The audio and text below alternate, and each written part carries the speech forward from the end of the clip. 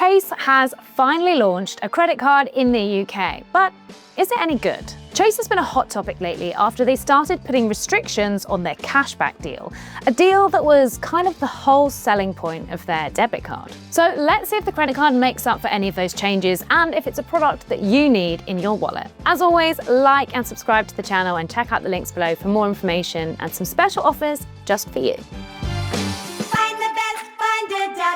So first things first, the Chase credit card doesn't offer any kind of additional rewards like cashback. This seems like such an oversight to me, given that since they launched their debit card in the UK, Chase has really established itself as the free cashback debit card. Feels like a real lost opportunity for them and marketing this credit card, but there you go. So essentially, the Chase credit card has two main features: fee-free spending abroad and 15 months interest-free on purchases. So this card could be great for any holidays you have and/or buying yourself something nice and not having to pay interest on it for a year and 3 months. You could even use it to spend on your holidays and then take the 15 months to pay off your holiday spending without being charged interest. Chase's credit card comes with no account fee, but you will need a Chase current account to apply for this credit card. So for now, let's dive into those two key features a bit more and how they compare to other, more established credit cards out there. So fee-free spending abroad. Not a lot of credit cards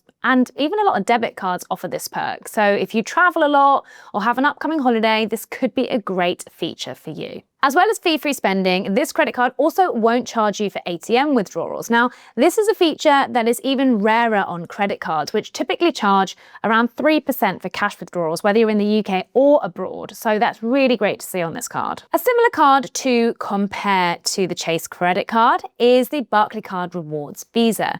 This card also has no account fees and is not going to charge you for spending or ATM withdrawals abroad. The Barclaycard Rewards Visa is one of the best cards on the market for travel for a number of reasons.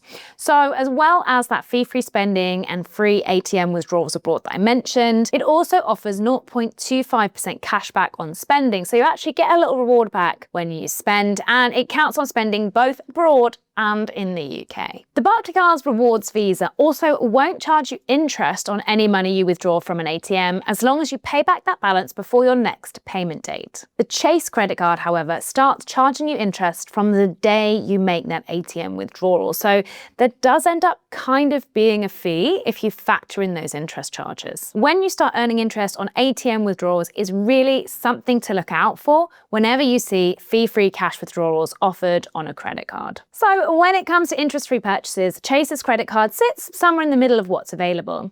Chase offers 15 months, so over a year. But there are plenty of cards offering as much as 2 years interest-free on purchases. The highest I found at the time of making this video is the TSB Platinum Purchase Card, which is offering 25 months interest-free on purchases. Now, it's understandable to want to go for the longest interest-free period possible, but really the time period is dependent on what you want to buy and your plan to pay it off. A longer interest-free period has the potential for you to rack up more debt than you can afford to clear. So I think 1 year and 3 months is a pretty generous chunk of time to budget with. It's not totally fair to compare Chase to two credit cards that are better than it without talking about the eligibility for each of these cards.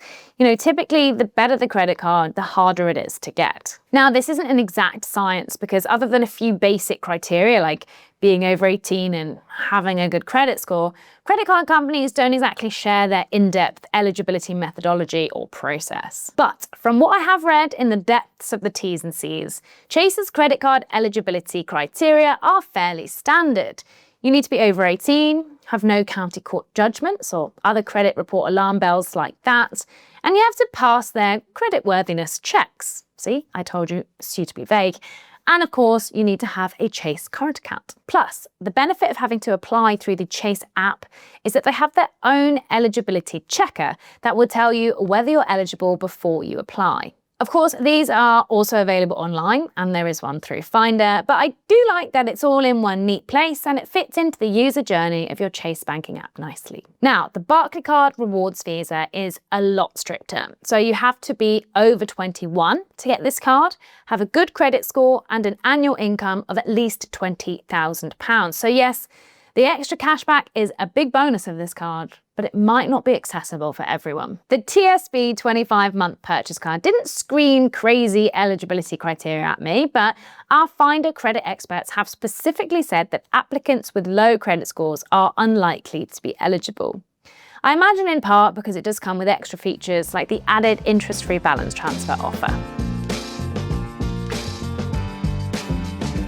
Once you get over the initial disappointment that the Chase credit card doesn't offer any additional perks like cashback, what it does offer is really good. It's a great card for travel with no fees for spending and cash withdrawals abroad, something not many other cards are offering, and over a year to pay off purchases without being charged interest, which is a really strong offer. If you're already a Chase customer, I can see a huge draw for being able to check your eligibility and apply via the app, keeping everything nicely in one place. And, the Chase app is really nice and quite easy to use. If you're not already a customer, you will have to open a Chase current account, which could be a downside.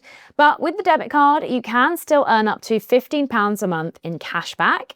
And you also get access to some really competitive savings accounts with a top rate, especially on their boosted saver. Before this year, I would have been pretty confident that down the line we'd see extra perks on this credit card like cashback. But with those new limitations on how you can earn cashback on the debit card, now I'm not so sure, which might make me think twice about this card. For this card to really, really take off, I think Chase should invest in some additional market-leading perks that make their product feel uniquely Chase. If you want to know more about Chase, you can check out my video review on the debit card by clicking here. Otherwise, like and subscribe to the channel and head down to the description below for our latest sign-up offers and deals, especially for you. Thanks for watching.